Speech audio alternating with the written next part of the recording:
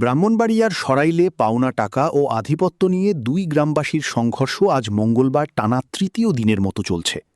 গত রোববার শুরু হওয়া এই বিরোধে টেঁটার আঘাতে ধরন্তী গ্রামের হাদিস মিয়া নিহত হন। গতকাল তার দাফন শেষে ক্ষিপ্ত গ্রামবাসী কালীকচ্ছ বাজারে প্রতিপক্ষের শতাধিক দোকানে ব্যাপক ভাঙচুর ও লুটপাট চালায়, যা থামাতে গিয়ে সরাইল থানার ওসি সহ বেশ কয়েকজন পুলিশ সদস্য আহত হন। আজ সকালে আশেপাশের আরও কয়েকটি গ্রাম এই হামলায় যোগ দিলে পুরো এলাকা আবারও রণক্ষেত্রে পরিণত হয় এবং নতুন করে আরও ২০ জন আহত হন।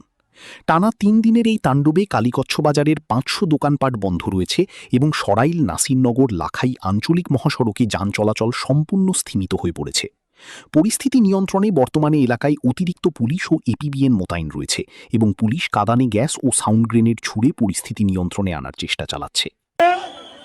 ভাই, আমরা সরাইল থেকে বিএনপি নেতৃবৃন্দ আসছি। আপনাদের কাছে আমাদের অনুরোধ, আল্লাহর দোহাই আপনারা চলে আসেন এই পাখিদের কোথায়, এরপরে আমরা যাবো না, এরপরে চলে যাবো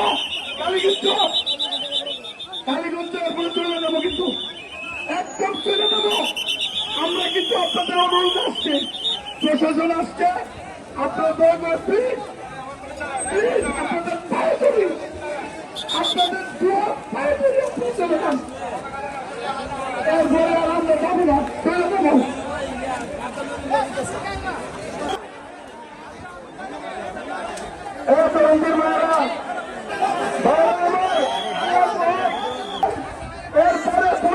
আপনাদের আল্লাহ দোহাই, আল্লাহ দোহাই, আপনারা সবাই